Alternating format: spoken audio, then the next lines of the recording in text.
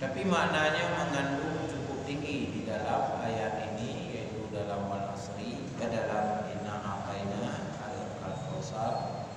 Jadi siapa saja yang telah Allah berikan nikmat kepadanya, fasholli li rabbika wanhar, lalu dia salat dan menyembelihkan kurban. Kita ingin mengatakan bedakan kurban dengan pengorbanan. Itu beda. Kalau pengorbanan dia bebas, tidak terukur, tidak ada standarisasi, tidak ada syarat dan masyru'. Tapi kalau disebut kurban, dia ada syarat, ada masyru', ada ketentuan-ketentuan yang lain, dan sehingga sampailah kepada hukum kurban. Dalam Al-Quran Allah sebutkan wanhar. Wanhar itu kan hari. Apa maknanya? Menyembelihkan seekor binatang setingkat kambing untuk satu jiwa, satu lembu dan sejenisnya. Ada unta nantinya, ada kerbau kalau dia itu orang jiwa. Disembelih setelah mulai salat Id. Habisnya 4 hari, 1 hari lebaran sama 3 hari raya Tasyrik. Itu disebut wanhar, itu disebut kurban. Tapi bila disembelih di luar itu, tidak ada sampai kepada syarat tertentu, itu bukan kurban namanya, itu pengorbanan. Banyak pertanyaan hari ini bagaimana di rumah sekolah. Seorang guru membuat aturan atau membuat semacam uang merpe. Satu murid 10.000 ya, dan 20.000. Kalau kita ukur harga kambing 2 juta, berarti satu kambing itu dimiliki oleh 200 murid, ya kan? Pertanyaan apakah itu kurban? Bukan. Itu pendidikan kurban. Pendidikan kurban itu simulasi.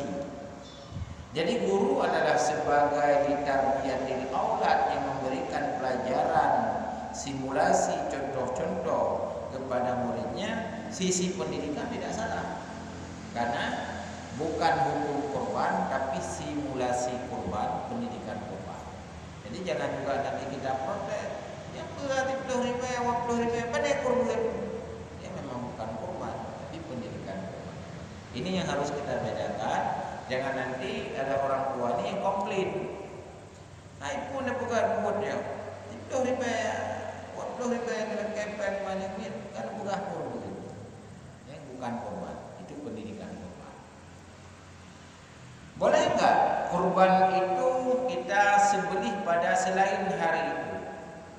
Bila disembelih selain pada 4 hari, itu bukan namanya kurban, itu pengorbanan. Bisa saja sedekah, nama pengorbanan, bisa saja hibah. Artinya apa? Nanti ada mungkin satu hari orang berpikir, di Aceh yang paling sakral, yang paling genting kan orang Mekah. Saya mau umpang itu, pada boh nak mau kalian, nak mau 50 ada. Nanti mentar 20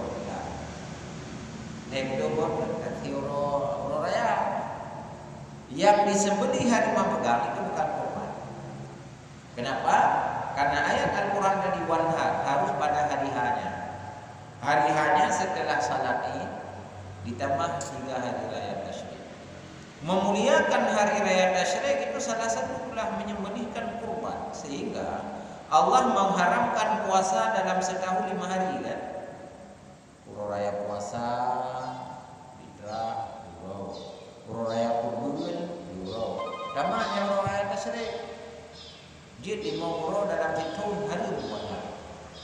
Allah memuliakan hari itu, maka sampai puasa-puasa tidak boleh. Yang kedua, dalam kurban itu mengandung syiar, di samping itu syariah. Apa yang membedakan syariah dengan syiar? Syiar mengandung nilai plus, adalah mengandung simbol-simbol, sejarah-sejarah, dan syiar-syiar tidak boleh diganti. Kalau begitu kita buat logika hari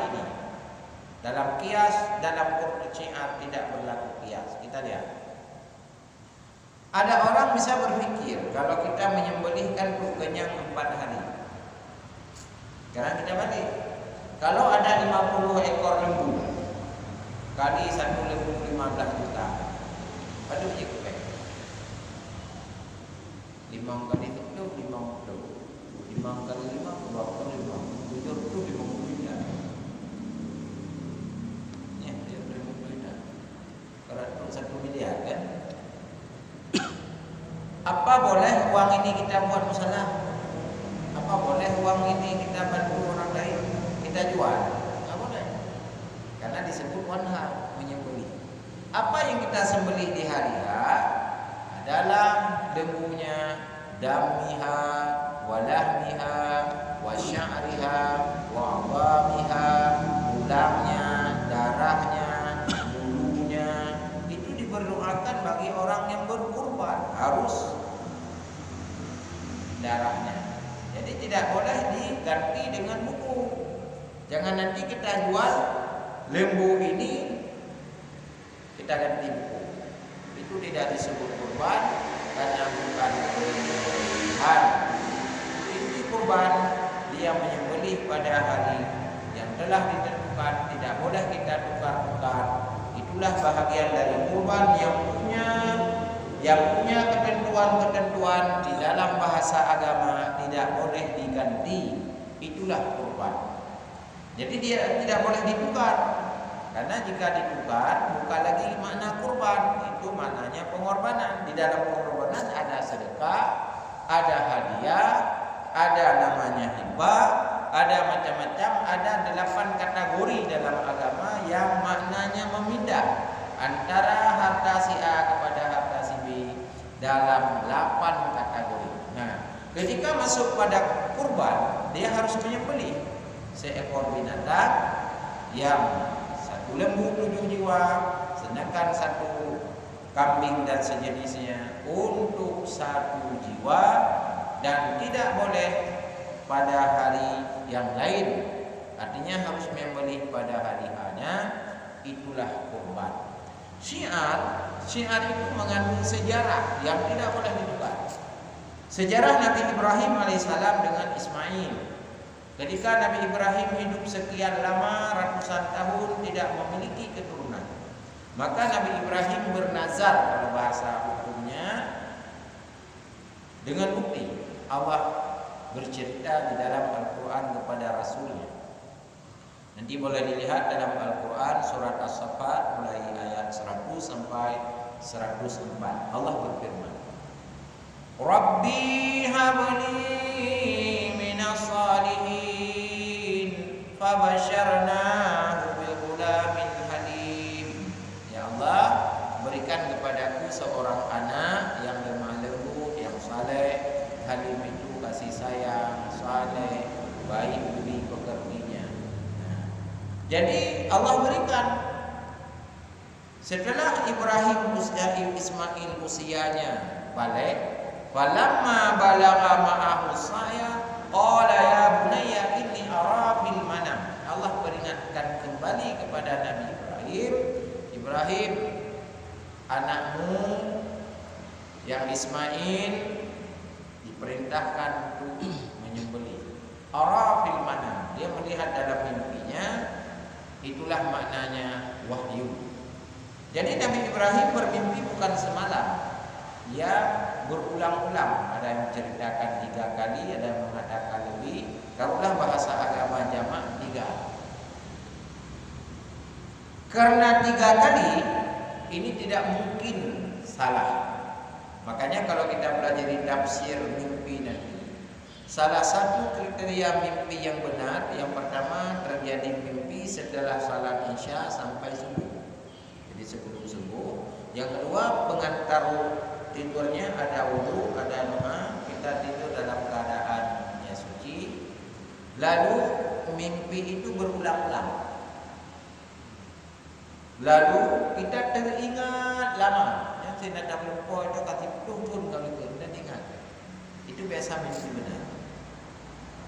Nah, Nabi Ibrahim ketika diperintahkan dia kali ketiga, dia panggillah anaknya. Apa katanya anaknya? Fandur madza tara. Apa pendapatmu tentang mimpiku wahai anak? Apa jawab anak? If'al ma tu'mar, satajidni insyaallah minas sabirin. Wahai ayahku, lakukan. Kembali kepada syiar tadi yang kita ingin mengatakan. Ismail ini diperintahkan menyembelih, lalu Nabi Ibrahim melakukanlah di sebuah bukit yang akhirnya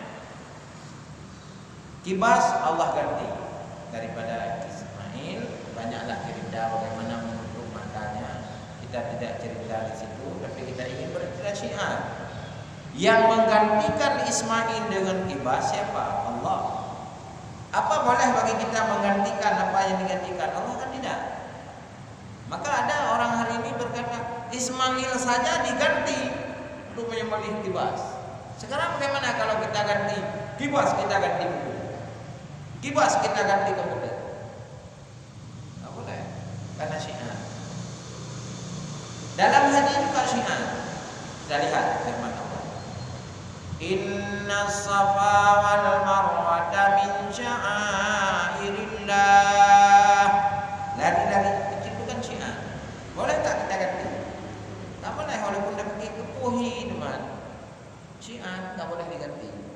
Jadi berjalan tetap ada budak berhubung warap dari lep tu nak budak. Dah grup-grup dia kepada.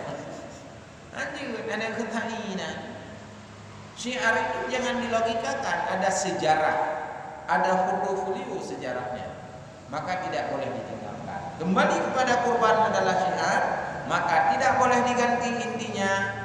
Tidak boleh menyembelih pada bukan hari hanya, artinya setelah salat Id, tambah 3 hari raya tasyrik, dan satu kurban untuk satu orang setikat kambing dan jenisnya, dan satu lembu dan sejenisnya untuk orang. Bila tidak kategori ini tidak disebut kurban, tapi pengorbanan dan pendidikan kurban. Nah, ini yang penting.